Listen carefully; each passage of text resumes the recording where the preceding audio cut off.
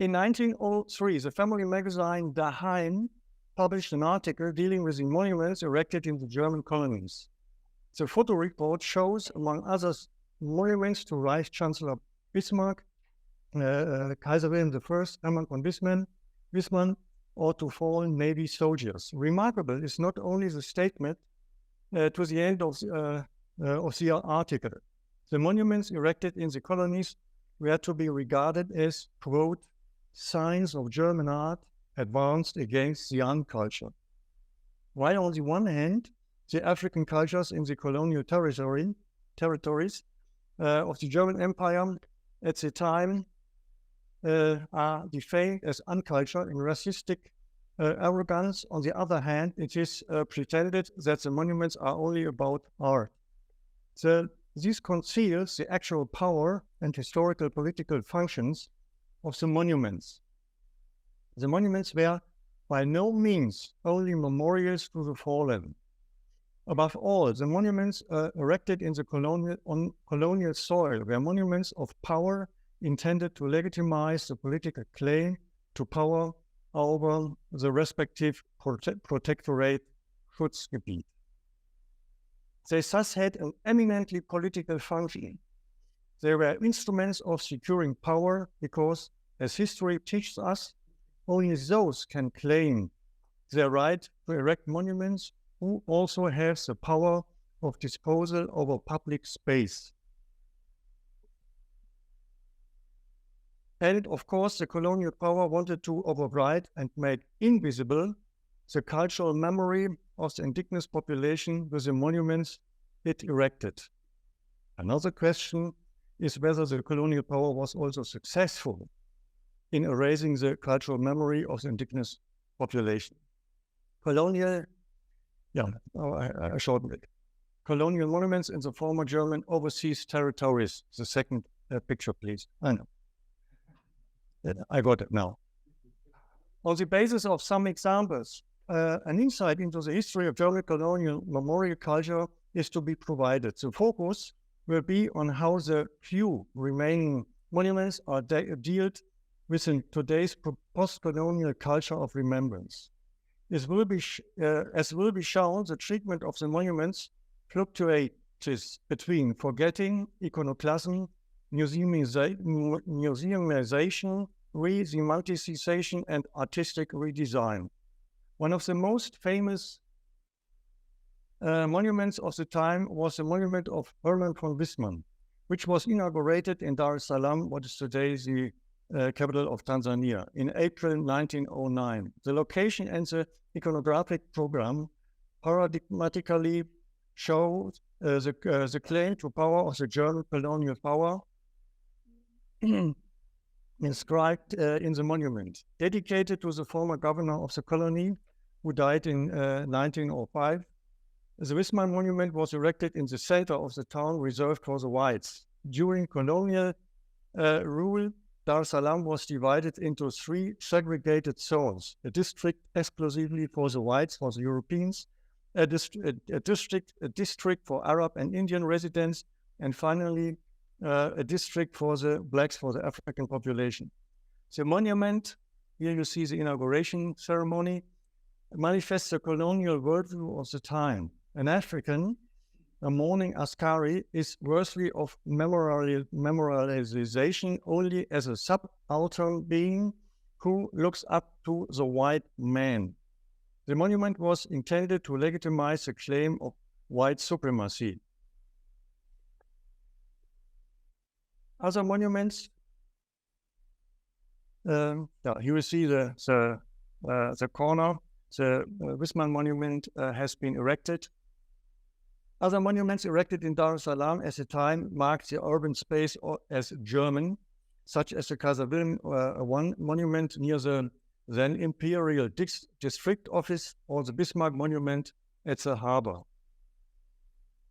As for Bismarck, he was commemorated with monuments in other places, such as the Bismarck Tower in Victoria, at Cape Nachtigall on the coast of Cameroon. The colonial Germans in particular donated Bismarck monuments to give the colonies a German character. Like all colonial monuments, the Bismarck monuments were intended to create German identity and strength in the foreign cultural environment, and to permanently legitimize the claim of ownership of the colonial conquests. Bismarck was not revered in the colonies as a founder of the empire of 1871, as usually is the case, but primarily as a father of the German colonies. The best, not only the best known, but to this day the most controversial German colonial monument stands or stood in Namibia, the former German Southwest Africa. It is the Equestrian Monument in Windhoek, a classical victory monument. Inaugurated in January 1912, the war memorial is dedicated to those who died in the war against the Herero and the Lama. Naturally, only the white civilians and white soldiers.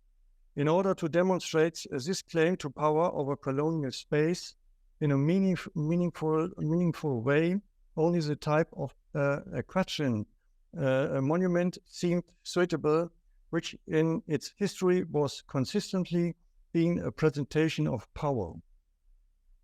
The monument also functioned above all as a sign of identification for German colonialist society. Such an imperial model was intended to stabilize the colonial Germans' sense of belonging and their self-image as a ruling power of order. Situated on the hill between the colonial fort, the Alte Feste, the Christchurch, and the government building, Tintenpalast, the memorial occupied the central location in the city of Windhoek as a quasi-official symbol of sovereignty. The equestrian monument has had a turbulent history. The reception of the monument was shaped not least by the debates about the genocide against the Herero and the Nama. In 2013, after all, more than a decade after Namibia's independence, the monument was finally dismantled.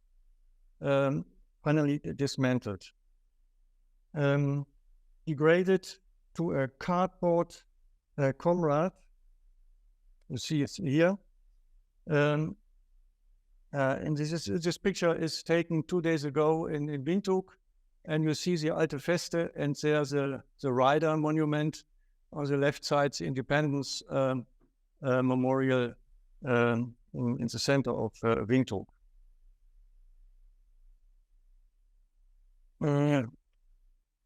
Only in old beers at words does the rider still appear in an unbroken heroic pose. You see it here, left down.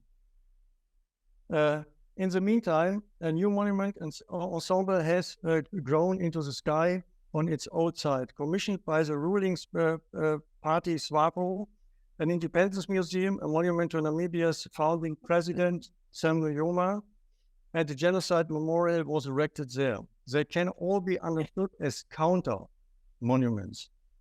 It can not be overlooked, however, that these and other post-colonial monuments in Namibia were ordered and produced in friendly North Korea. Supplied by a dictatorship, their aesthetics cultivate the symbolism of totalitarian state power. There have been further measures to decolonize public space in Namibia. Most recently, the Côte François monument in Windhoek was dismantled.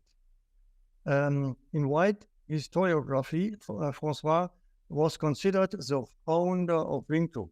Thus, Namibian black history before François was overwritten and made invisible. Bringing the pre-colonial history back to light has been one of the main motives of the critical public for wanting to tear down the monument. Post-colonial artists accompanied the dismantling with the art action "Man of War, go leave my house." And you see on the right down the monument lying in the city museum of Windhoek. This picture is also taken 2 days ago.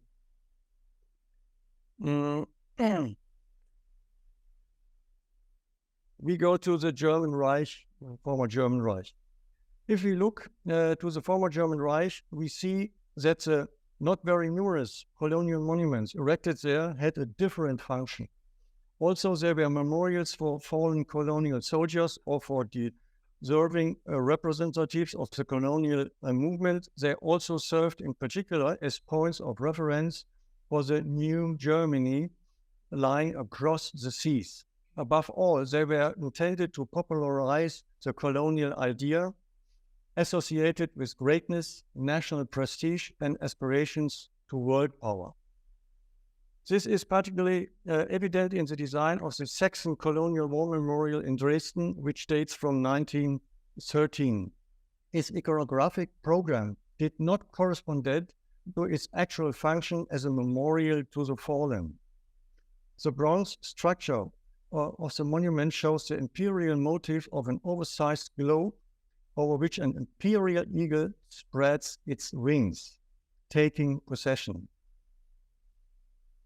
If we look to the time after the First World War, when the decolonized Germany empire had become a post-colonial nation in a still colonial world order, the old and newly created colonial monuments now had a task of not letting the stolen German colonial empire be forgotten. Foremost among these was the largest colonial monument ever erected in Germany, the Colonial Memorial inaugurated in Bremen in 1932. Still preserved today, it shows an animal totem, a huge elephant made of clinker bricks. The Bremen Colonial Memorial was the most important colonial space of worship in the Reich, where representatives of the colonial revisionist movement regularly gathered for propaganda marches to mobilize the colonial will of the German people. On the occasion of Namibia's independence in 1990, the Bremen Monument was rededicated as an anti-colonial memorial on the initiative of Third World and Solidarity groups. In 2009, the memorial there was erected a new memorial dedicated to the victims of the genocide in Namibia 1904-1908. You see it here in the front of the elephant. The forgotten victims among the previously colonized peoples were now included in the commemoration. The change of perspective made colonial history henceforth appear as a past filled with guilt for white Europeans. How the decolonization of public space can fail can be observed in the provincial town of Bad Lauterberg in the Harz. Since 1908, there has been a monument to the before mentioned Hermann von Wissmann, who is portrayed here as an explorer and discoverer. You can see it here in the model by the Berlin sculptor Johannes Götz. Wissmann embodied in a classical way the conquistador who went plundering through Central and East Africa. Numerous objects that he looted at the time are now in the Humboldt-Forum in Berlin and are exhibited there largely without any comment. As public pressure grew to stop the Wissmann monument from standing uncommented in Bad Lauterberg's Kurpark, the city administration erected an inscription plaque in March 2021. Proposals by activists to move the monument to the local Heimatmuseum, for example, had been rejected by the town. But the text plaque, written by an amateur historian, is a joke, a single scandal. Wissmann's hero status remains largely untouched and the Eurocentric perspective is maintained. The city of Hamburg experienced a completely different and above all much more ambitious post-colonial intervention in the cityscape in 2004. The initiative came from the Hamburg artist H.M. Jokinen. The artist placed the monuments ensemble at the harbor gate for 14 months. The project was by no means aimed to restoring Hermann von Wissmann to his former glory. Rather, the artist intended a post-memorial space medially linked to the web forum Africa Hamburg.de. Joachim showed a new way of dealing with such outdated symbols of German dreams of great power. Above all, the transformation of a monument into its own counter-monument was new. As we have seen, the Wismar monument once stood in Dar es Salaam. The monument had been dismantled by the British after the First World War, returned to Germany, and was rebuilt in front of the Hamburg University in 1922. In the 20s and in the 30s, colonial associations marched here to celebrate neo-colonial commemorations. It was the anti-imperialist activists of the 1968 student movement who toppled the Wismar monument statue at the end of the 60s. In the meantime, the Wismar monument has made a career as an object in exhibitions. Here you see it in the German Historical Museum. My conclusion. The colonial monuments of the past have had their day. When appropriately contextualized, they can today literally be stones of impetus for the necessary confrontation with Germany's colonial history, which has been forgotten for far too long. The challenges to those, the challenges to pose this process could recently be seen in Hamburg. Recently, an artist's competition to critically examine the huge Bismarck monument from 1906 failed. It was Hamburg activists such as the aforementioned artist Joachim who pointed out that the Bismarck monument in Hamburg, is first and foremost a colonial monument. None of the 76 proposals submitted to the ideas competition found the jury's favor. The fact that the jury did not call for a second stage among the designs that reached the final round is an absurdity.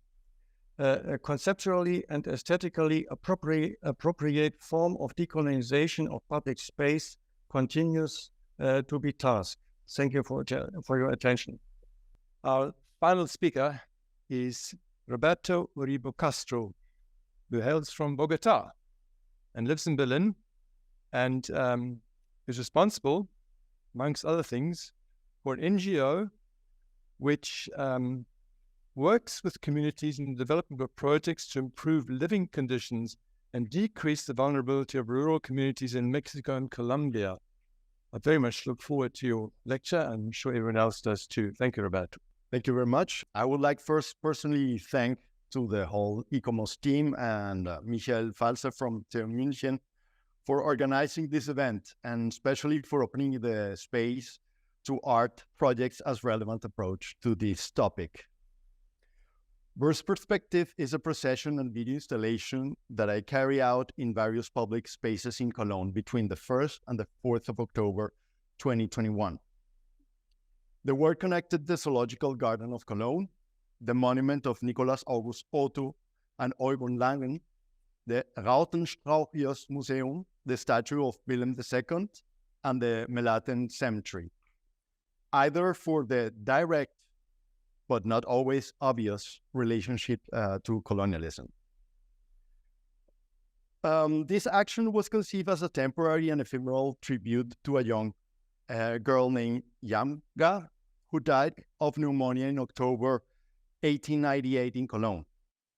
Nkanga was part of the show The Amazon of Dahomey, that was already addressed today, that was touring Europe towards the end of the 19th century.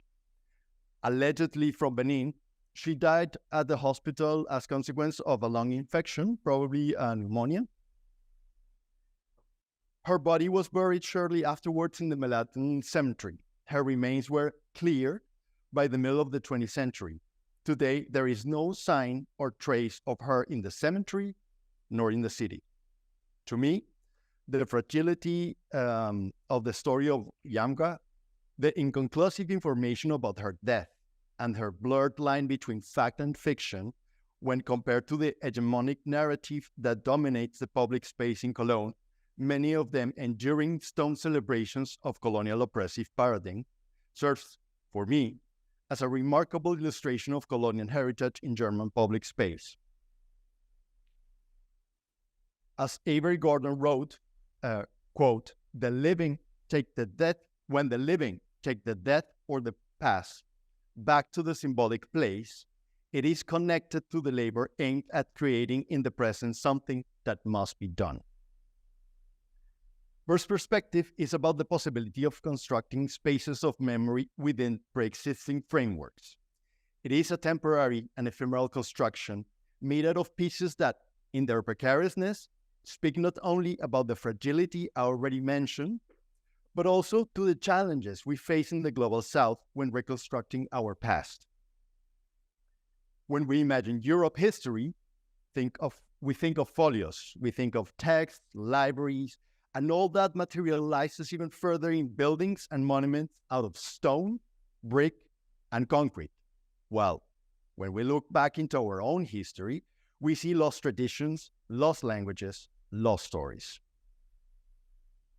Perspectiva de pájaro is the original title in Spanish. In the context of architectural drawings, refers to a type of representation. This drawing provides a comprehensive view of a structure or site, aiding in understanding spatial relationships, layout, and design elements, helping architects, planners, viewers see how components integrate and fit within the surroundings. And to me, it is close related symbolically to the idea of power. In squares, statues are often the ones with a commanding gaze. Historical and emblematic figures, due their position and scale, are the ones that dominate the space. The passerby is under the watchful eye of the powerful representation of historical figures who have governed the narrative of the public space. In words of Doris Salcedo, quote, "Art is a constant reminder of the fact that rules, norms, and acquired knowledge are insufficient to render visual all that lays on the edge of what from the perspective of the establishment should remain invisible, unnamed, and faceless," end quote. A colonial power represented in buildings and monuments selected for this procession embodied modern ideas of progress, technological advances, rationality, and armed supremacy. The anthropocentrism of the Enlightenment era positions humans above the world they inhabit. Others, who embrace the idea of vibrant nature, an animated world of objects, were marginalized and devalued. The Völkerschauen, or like the human souls that we refer today, played a significant role in the dehumanization of communities by bringing to Europe those whom, for the growing middle class, believed to be living proof of cultural backwardness. To achieve that, performances of various kinds were arranged, from traditional dances, shamanic practices and ceremonies, public works, craft presentations, and choreographed battles. All this next to wild animals. The public was attracted for the anthropological interest, but it is undeniable that much of the success was in the erotic fascination aroused by the half-naked bodies during the performance of the Völkerschau. The fascination came at a steep price for the young Yangba. In the work BERGH's perspective, the notion of being closer to nature, regarded as derogatory, offensive, and a sign of low-court culture, is reappropriated, is reclaimed as a form of empowerment and self-identification. On the banks of the Rhine River and the Cologne parks, I encountered parrot feathers. This bird species has adapted to this region in recent years. These birds were originally brought as exotic commodities, and when they were released some decades ago, they adapted to the low temperatures of the new habitat. While considered invasive in Germany and other European countries, fortunately, they were spared from extermination campaigns. This feather appeared to me as a sign of freedom and resilience. They were one half of the story. The other half of the story is told by the flamingo feathers photographed at the Barranquilla Zoo. It's the oldest one in Colombia, where I'm from. In Barranquilla, regarded as the entrance gate of modernity in my country, flamingos are not exotic. They come from a nearby stunning Guajira region. These feathers allude to the exoticization that has been institutionalized and introduced to us, materialized through the incorporation of important aesthetics in buildings and monuments in the global south. Here I can play a video, yeah. While seen as organic disposal materials on the streets and in zoological gardens alike, feathers are considered sacred objects by many Native American cultures. They are the actual materials from which the two-channel videos is made of. A sequence of photographs show the slow transformation of the feathers, small ones to large ones, down feathers to flight feathers, dark to light, and back to dark. No apparent order or logic, just each one of them and its infinite possibilities for change. One long flying feather from a tail tip of a parrot determines the size of the videos. Sizes of projections vary from place to place, but each projection happened on a human relatable height. Through a walk, the 5 places were linked, while audios of flamingos and parrots downloaded from the Berlin Natural History Museum's website were played on the speakers. These sounds could also be heard during the installation setup. One of the videos started a song titled Metamorphosis, composed by Philip Glass, began playing on the speakers. I don't know if we can hear it or maybe not. Well, the melody performed by pianist Bruce Brubaker creates a virtual space between columns that support the speakers and accompanies the projections, forming a temporary space with a logic that parallels the one of the locations. Each station refers to an aspect to be healed in this colonial history. The zoo that hosted the Volkerschau and still houses animals from various places was the first stop in this procession. Here, we acknowledge the suffering of both bodies and spirits, diminished through imprisonment on permanent misrepresentation brought by colonialism. The area where the monument of Nicolas August Otto and Eugen Langen is located, an international fair should have found place in 1940s.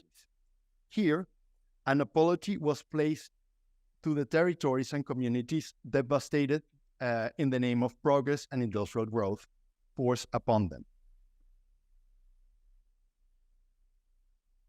To provide place to forgotten memories, the selected location was the Rautenstrauch Youth Museum facade, which at the time of the project still held Benin bronzes.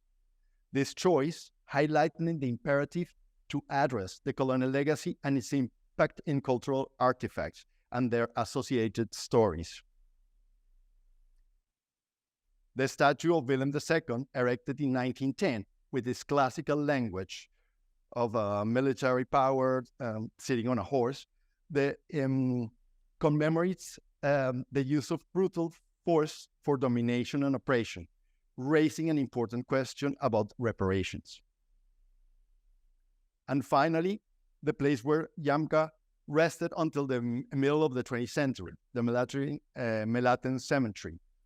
The action concluded at the cemetery's gate, where the fragility of life was acknowledged, and under this shared perspective for all of us, revealed a strength that empathy can bring when looking about or talking about colonialism. The installations aims to unfold the nearly intangible history of Yamka, presenting it in what might appear as a random order to the casual passerby. It aims to expose the various layers that emerge from this colonial influence history within the architecture of the city. It follows a different logic, one that cannot be related to a linear, circular, or zigzag narrative. Then the entire procession is based on a repetition of the same elements. It is fragmented in space and time. My effort is blurring the idea of a linear time by bringing past and present in constant overlapping coexistence. My goal is to confront most immediate reality with the past through objects and sounds that might appear familiar in places we know. However, the new arrangement within the space invites us to question any apparent harmony created by the architecture that shapes our immediate surroundings. Octavio Paz, a Mexican writer, said in one of his quotes that I like very much, something that, to me, coming from a place that has once been a colony as well, is very relatable. Our history, he says, has been an ever-interrupted process of leaps and falls, sometimes a dance, then a slumber, punctuated by a sudden and violent awakening. BERGH's perspective was conceived in 2020, right in the midst of a global pandemic with lockdowns that prioritized art exhibition in public spaces in an unprecedented way. This installation also relates to events that were already unfolding around the world. In 2019, protests erupted in Latin America, starting in Venezuela, followed by Honduras, later Peru, Ecuador, Chile, Bolivia, and ended in Colombia, a chain of events that CNN described as the Latin American Spring. Amid these protests, statues of colonizers were frequently brought down by demonstrators who view them as both a physical and symbolic representation of deeply entrenched systematic and institutional racism. Another issue emerges subtly, and someone mentioned it that yesterday, but undeniable here, and it's climate change. Migration is forced upon predominantly Black and Brown communities living on the front lines of climate breakdown in areas where colonialism has occurred or is currently taking place, a term that UN specialist reporter Philip Alston has described as climate apartheid. The preservation of monuments and buildings for collective memory and sustainability issues is not a trifling matter. On the contrary, it is an urgent matter that demands from us to get out of the comfort zone. Art is one of those necessary but not easy positions. It's a place of constant not knowing and permanent posing questions. In our hands is the power to observe, understand, and engage with the immediate environment in a physical and material way, from a perspective that humanizes us and breaks the isolation in which, my point of view, the Enlightenment movement has placed us. We're not in a world we naively believed we could dominate. Let's seek a path that reconnects us to our place among all other creatures and elements, a practice that grants us a true perspective. Thank you very much. Thank you, Roberto.